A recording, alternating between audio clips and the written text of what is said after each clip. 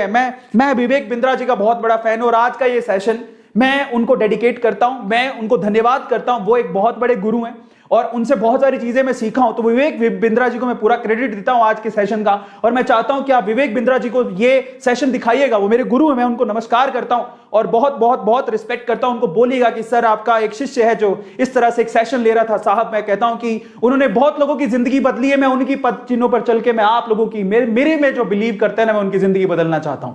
एक बात याद रखिएगा साहब, रिस्क है तो इश्क है। लाइफ में रिस्क शक्तिमान को भी उठाना पड़ता है। आप तो फिर भी इंसान हो, इसलिए कहूंगा आपसे, अगर आपको अपने आप पे विश्वास है, आप किसी की गारंटी मत लीजिएगा। A2 गारंटी नहीं लेता है, ना कोई और गारंटी लेगा साहब।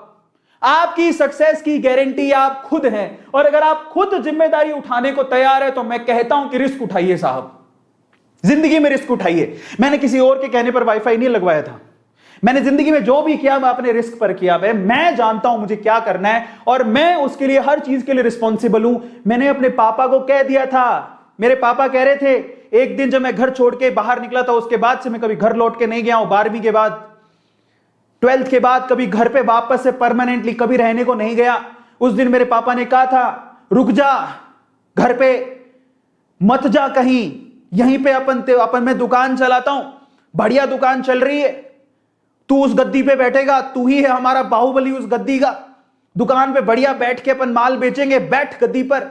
मैंने कहा नहीं पापा, अभी तो मुझे जाना है, इंजीनियरिंग करने के लिए जाऊंगा। आपने स्टोरी सुनी होगी, मैं काफी बार ये शेयर करता हूं। तो पापा क्या बोले पता है, रुकेगा तो तेरी जिम्मेदारी मेरी, लेकिन चला गया तो तेरी जिम्मेदारी तेरी, फिर मुझे मत कहना। मैंने पापा को क्या कहा पता है, मंजूर है लेकिन मैं जाना चाहता हूं।